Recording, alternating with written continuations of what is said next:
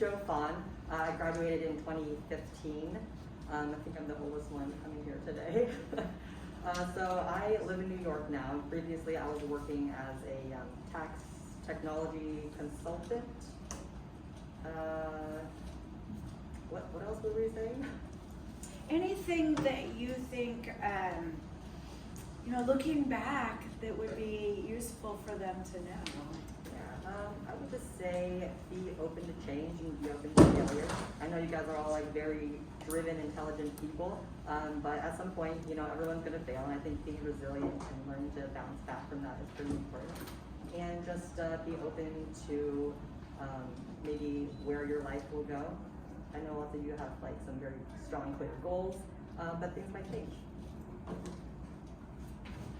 Okay. Hi, I'm Maya. I graduated 2019. I'm currently a senior at Dartmouth. I'm studying electrical and computer engineering. I also have my other degree is physics, so lots of science. I don't know, what am I doing right now? Well, it's my senior year, so I'm looking for a job. I've had a couple of internships in space instrumentation kind of stuff, so that's what I'm hoping to get into.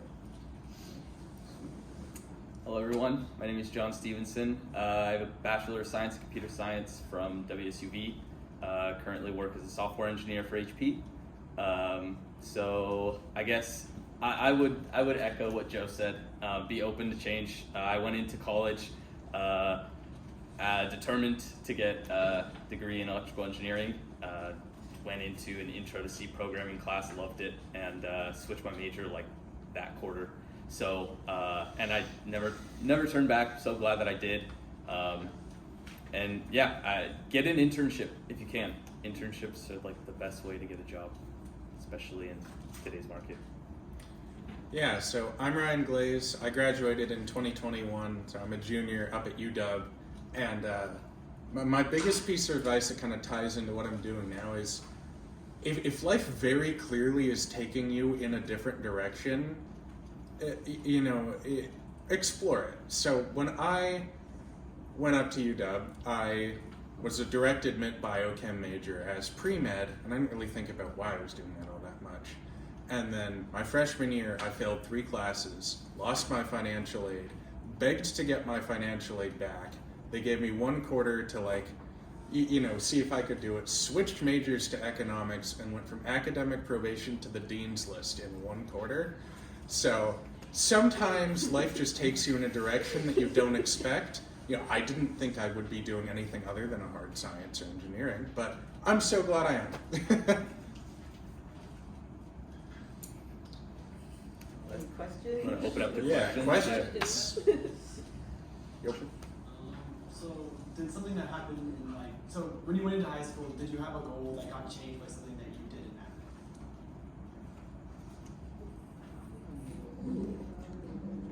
that? I've got an answer. So I didn't really have any goals before Magnet. Magnet kind of was what helped me figure out what I actually even thought I wanted to do, which turned out to not be what I wanted to do. But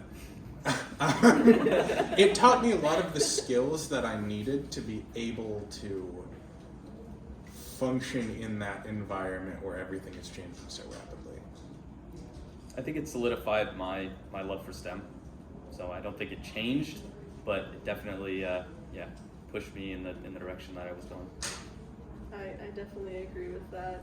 And it was definitely very helpful doing all the research projects, because then you go to college and you definitely have one step up, especially if you want to do research in college. I think for me, maybe it solidified that I don't like STEM. It did take me really valuable skills like how to do research, how to do presentations, and those all carry you really well through college and into the future. What class do you think influenced you the most in high school? Which class do you think was the one that you think had the most effect on your life? AP Calc AB. I passed it in high school, and I have since failed it in college. calculus was when I learned. I always loved math when I was a kid, and calculus is when I realized I didn't really like math all that much anymore. So I think if you still like math after calc, you'll probably keep liking math. That seems to be my experience, and that's a class I remember really well. And then also AP US History with Mr. Tomasetti was fantastic. Yeah. I would say my class would be AP Physics. I'm a nerd, so that's pretty much it. I was gonna say the same thing. I took Physics 1 and Physics C, and I think that series was like, that really did it for me. It was like probably the hardest science class that I took here. And then I went on and did physics.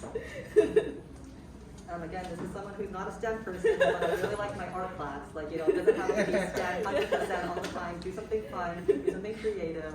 But STEM is fun. What was your guys' hobby in high school? I didn't really have any. That's one that happened over COVID for me. Is school got really easy for me. I could spend 2 hours a day and get 4 O's. So I got really bored, and so I started working on cars, riding bikes, all sorts of stuff. So yeah, I didn't have any. Yeah, I guess in high school, I loved band, which I guess would be probably my most influential class now that I'm thinking about it. So I played a lot of music, guitar, saxophone, and yeah. Yeah, for me, in high school, my two biggest things, Science Olympiad, and then the marching band, which I still do in college, and has been probably the best social group I've been in, so definitely join the band. Yeah, I do anything kind of art related, music, drawing, crafting, knitting, whatever.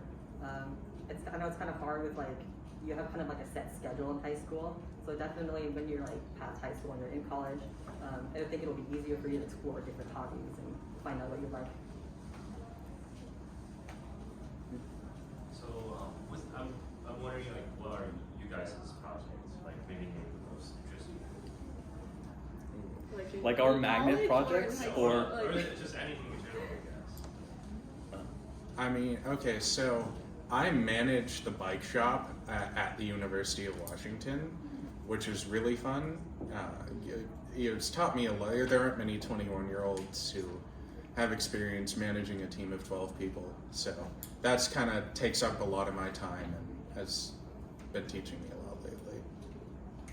If that answers your question. yeah. I guess my current job is being a cloud software engineer for a commercial print platform for HP that handles all of their commercial printing. So it's a little stressful at times because you're pushing code out to production, and if you break it, customers are asking for thousands and thousands of dollars because they're not able to do what they want to do.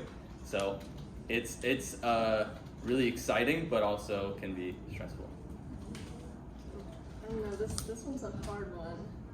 Best project. I really enjoyed my last internship. I was working on this grant project for making a little a radiometer for lunar, a CubeSat sized radiometer for lunar exploration. And in that I got to do a lot of the code for the transmission of the data, and I thought that was a really fun experience. So as a consultant working in New York, I work with a lot of Fortune 100 companies, a lot of really big names. And you get to learn that the real world is a mess. A lot of people don't know what you're doing, so don't ever let imposter syndrome hold you back. Even at these really, really big companies with highly sophisticated systems, sometimes it's a mess. I love that as an end thing. Don't let imposter syndrome hold you back. Can you give our panel a round of applause?